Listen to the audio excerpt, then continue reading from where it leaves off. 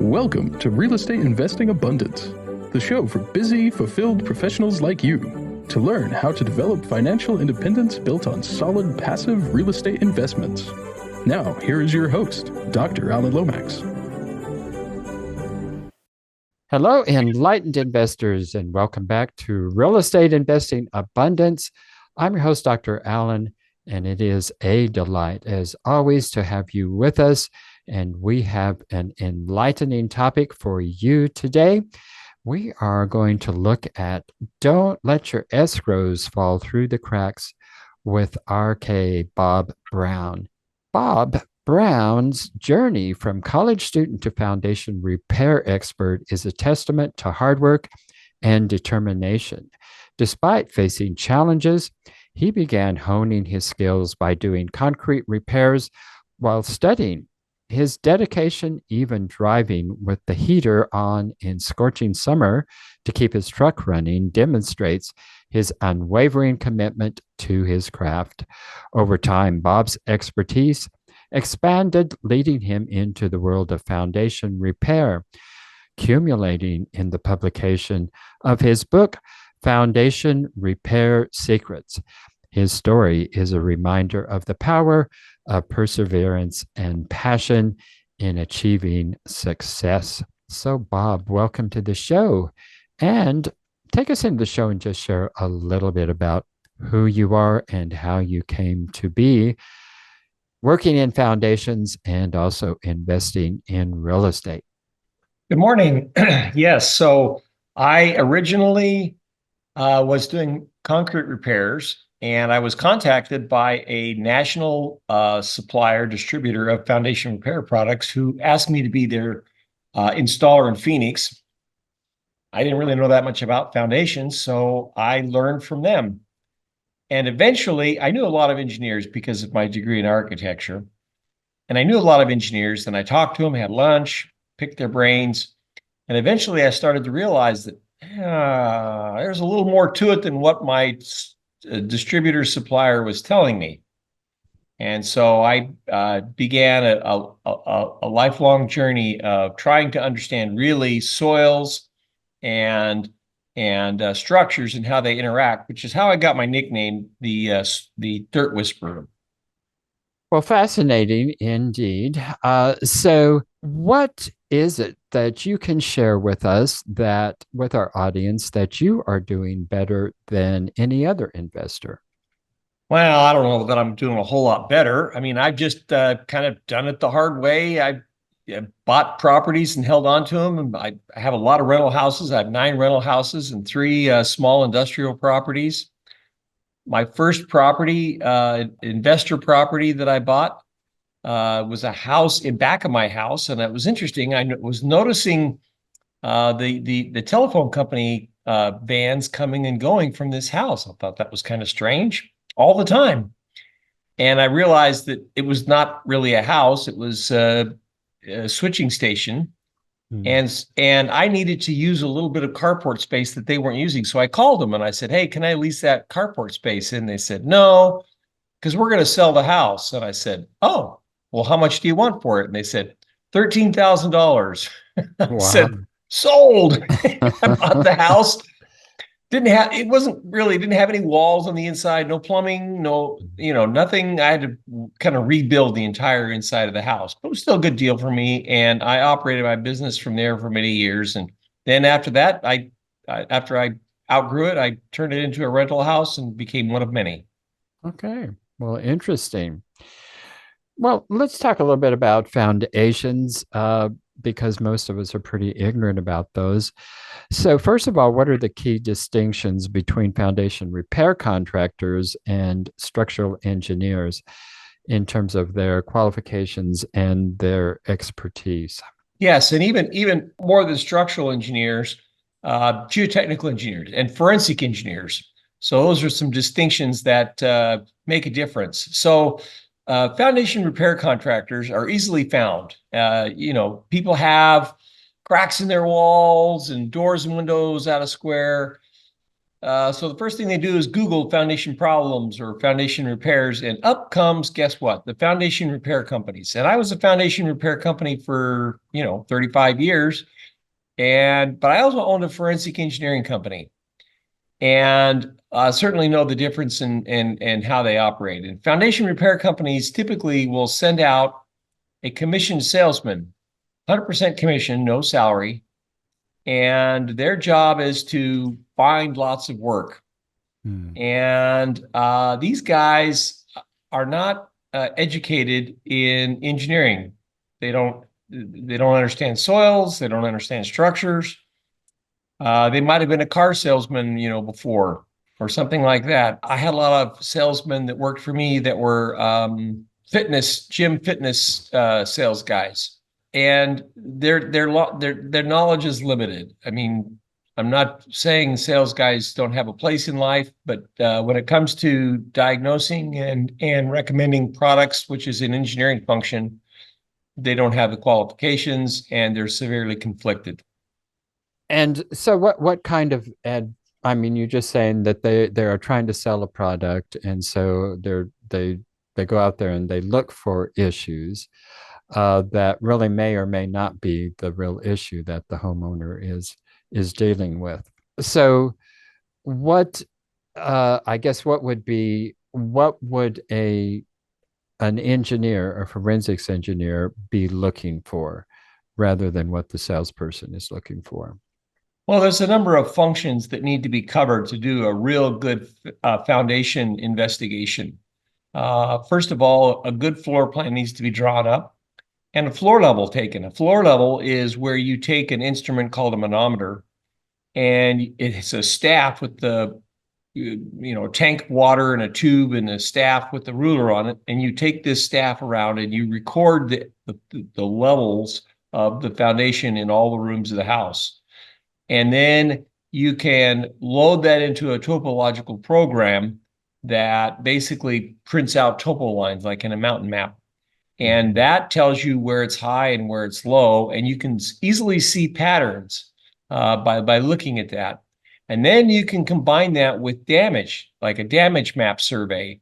And you can see, oh, there's a lot of damage in this one area of the house, and it's low or it's high there.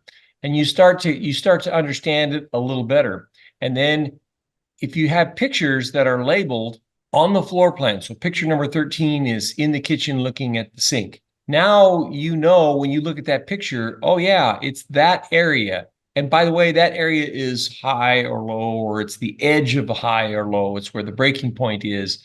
You start to understand things a little better. Those are some common things, but there's about 17 of them that I outline in my book. Things such as knowing the soils of the neighborhood, understanding the annual rainfall, looking at aerial photograph maps. Those kinds of things all start to bring the picture in a little better. And an engineer is going to do those things over time because some of this data has to be gathered over the internet. And foundation repair contractors are just going to go into the house, visually look around. They might do a floor plan. They might take a couple of readings with a manometer, and that's about it. And that's severely lacking. You can make a lot of mistakes that way. So how can a homeowner, an investor, ensure that they are receiving a thorough foundation inspection, particularly in light in the varying methodologies that even different engineers could be using? Sure. And by the way, a lot of engineers may not be qualified to do this kind of work.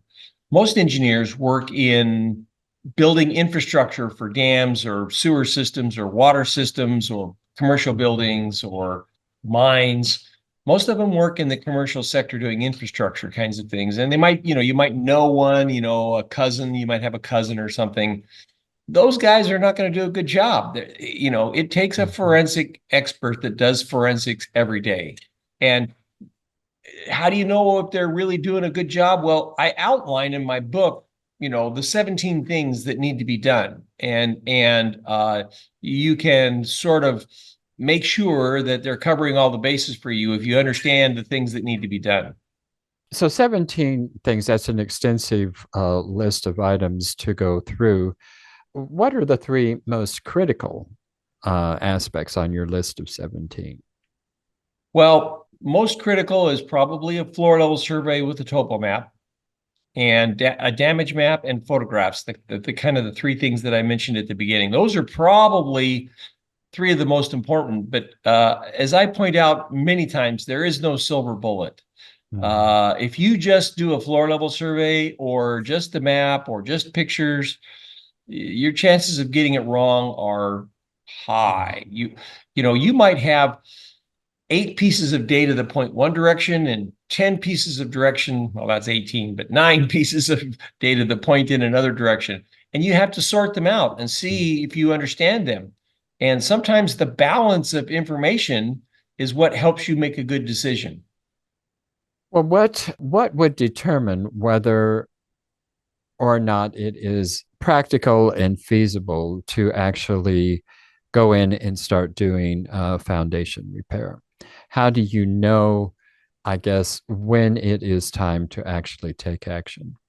Well, practical and feasible are good words because just about every foundation can be repaired. Now, there's might be some really, really horrible ones that you could repair, but it may not be economically feasible to do that. And I've seen a few of those, not very many. It's pretty rare. A couple of foundations that were 12 inches off, Wow.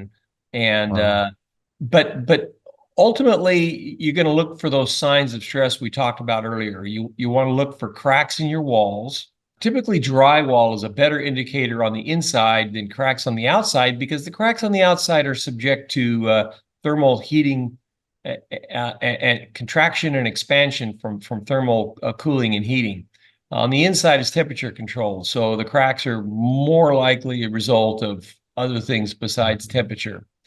But cracks in the floor and doors and windows out of square. If you have a door that's sticky and it's out of square and windows, now any one of these by themselves, by the way, probably not too much, right? But you want to look at the pattern.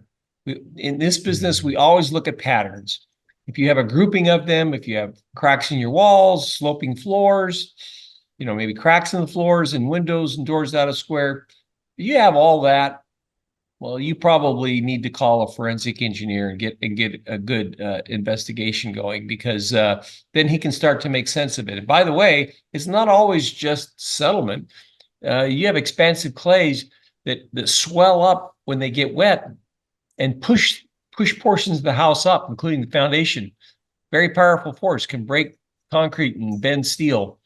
You might have expansive soil heave, and you might not need any piers or any of the typical products from foundation repair because it's a different kind of problem. So older homes, 100-year-old homes, were on rock foundations, essentially. So lots of issues in conjunction with that. What do you recommend in that kind of situation? Do you just say, do a whole new foundation, or do you fix and repair, or what do you do in those situations?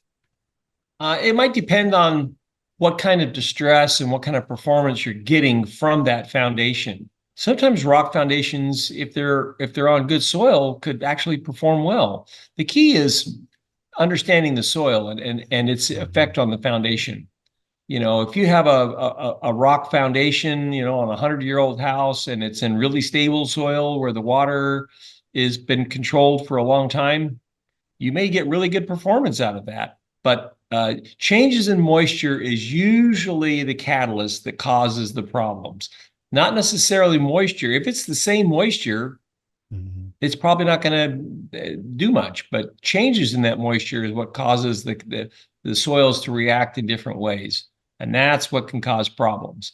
And so if you have a rock foundation, well, and it's not performing well, then you might be looking at some difficult choices. One choice that might work well for a rock foundation that's not performing well, maybe it has settlement problems, is to do what I call compaction grouting or intrusion grouting, where you might grout the soils deep, maybe 20, 30 feet, and raise all of the soils in an area that raises the rock foundation with it, maybe from a deep depth of 20 feet.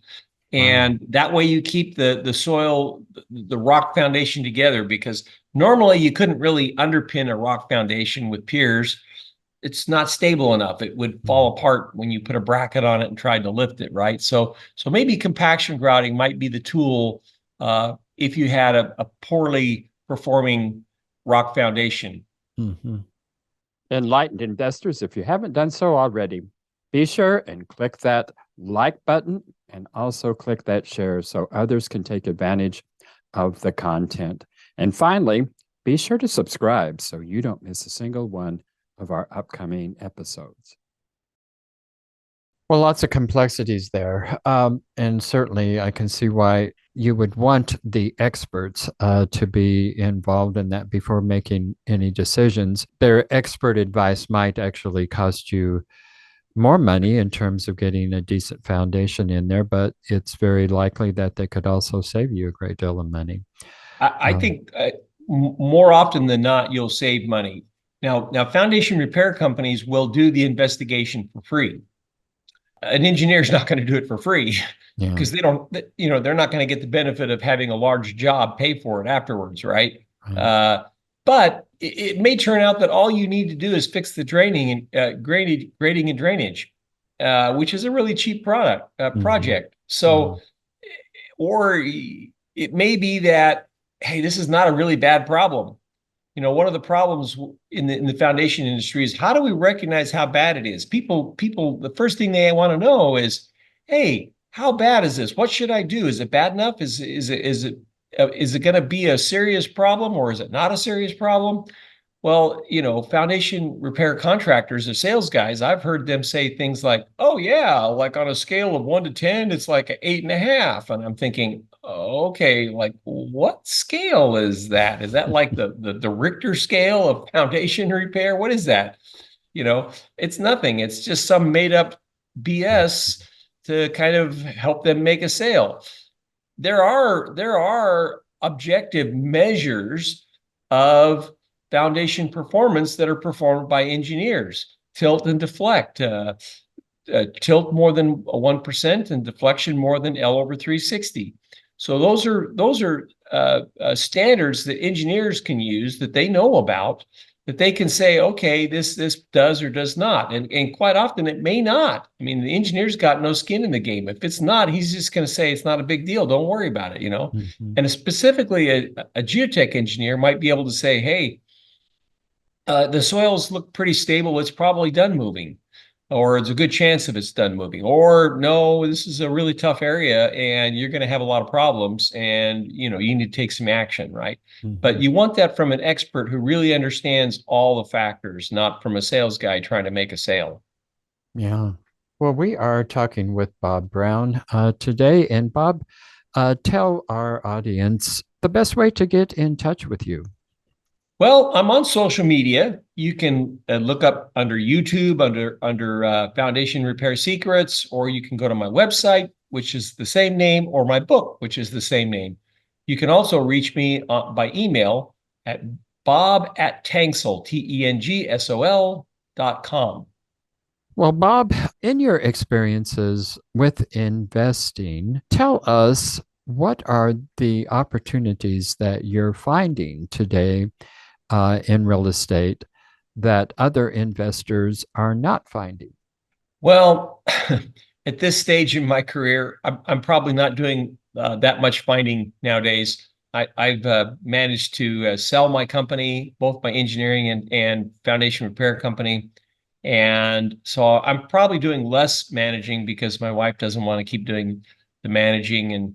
But I can tell you that as an expert, I've often gone into properties and bought them, understanding that, hey, this is a heave situation and I can solve this with grading and drainage. And I don't need, $80,000 in piers to fix it. And maybe other people don't have quite that insight, right? And so I've been able to do that kind of stuff. Well, that sounds like a valuable insight, which any investor could take advantage of if they just contact a forensic engineer and have them provide them with that. Going back to foundations, and What is it that homeowners and investors can do to ensure that they are getting the protection from their insurance companies to deal with these particular issues? Or do insurance companies provide solutions for these things? Typically, they don't. And the reason why is because almost every insurance policy has what they call an earth movement exclusion. And what that means is if the problems in your house are caused by earth movement, then we don't cover it. They get a gazillion claims. Pretty soon they go to their lawyers and say, hey, how can we get out of all these claims, right? Oh, we'll put in an earth movement exclusion. But there are cases, I've gotten insurance companies to pay for foundation repairs. And the way we did it is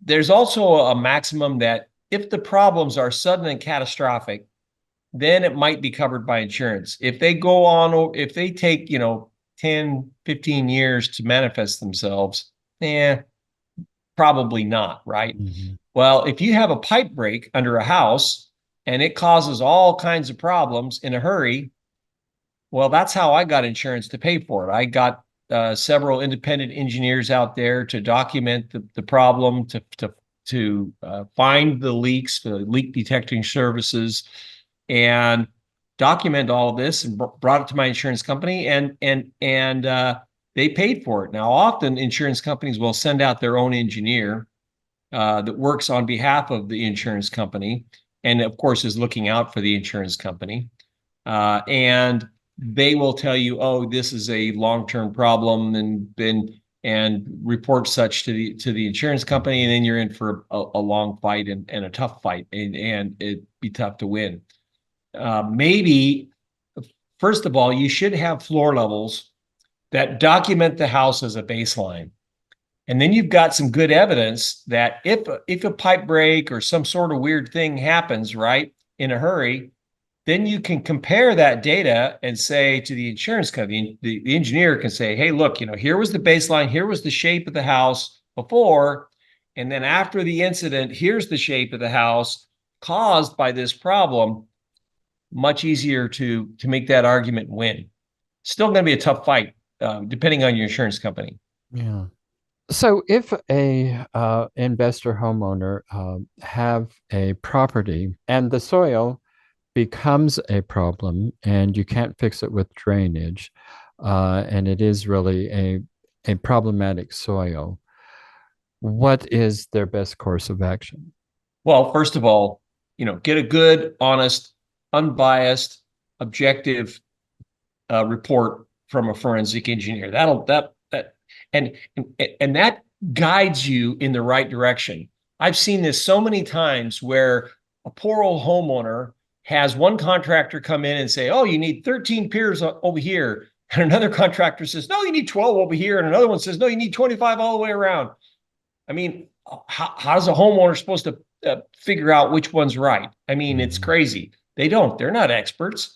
And often they'll go with the guy that they're most comfortable with, right? Which is probably the best salesman, which is probably the least effective engineer of the group, because good engineer personalities are kind of opposite of good sales personalities, to be honest with you. And so if you go to an engineer first and get a good plan where the engineer says, hey, put in 14 piers right here, go get 3 bids for this. Now you can say to your contractor, hey, engineering's already done, bid this, bid this, bid this, get 3 bids. Now you can understand each bid and evaluate it based on other factors besides their bogus engineering, right? Well, Bob, it's been a delight having you. Very enlightening conversation today. And viewers and listeners, you can find Bob's book on Amazon. Is that correct? Yes. Yes. And once again, what is the title of your book? Foundation Repair Secrets. And where can we find you online? bob@tanksol.com is my email. But you can find my YouTube channel, You can find me on Facebook. You can find me just about on all the social media. Well, Bob, thank you so much for being with us today. It's been a pleasure having you. And enlightened investors, thank you for being with us once again today. And if you enjoyed today's show, please take a moment to like, share, and subscribe. And please head over to your favorite podcast app, leave us a rating and a review, and we will be immensely grateful. Until next time, live abundantly in all areas of life, and I'll see you in the next episode. Great. Thank you. Enlightened investors, wait, don't go just yet. I just want to remind you about our recently launched webinar that you will not want to miss. If you're at all curious and would like to learn more about how real estate investing can diversify your investment portfolio, alleviate the anxiety associated with Wall Street swings, leverage your 401ks and IRAs to substantially increase the return on your investment, and do all of this with turnkey, hands-off passive real estate investments, then you'll want to immediately go to stevetalker.com/webinar. In the webinar, we'll also address the common dubious investment schemes that you want to avoid. To access the webinar, go to stevetalker.com/webinar. I look forward to seeing you in the webinar. Thank you for tuning in to Real Estate Investing Abundance, brought to you by Steve Talker Capital, a company working for passionate professionals like you to develop financial independence built on solid, passive real estate investments. As part of our efforts to make the world a better place, Steve Talker Capital contributes to activities and organizations committed to better understand the equine. These endeavors attempt to enhance the human treatment of horses worldwide. Steve Talker Capital, working for a world where all creatures, great and small, flourish abundantly. For resources to develop your financial independence, connect with us at stevetalker.com.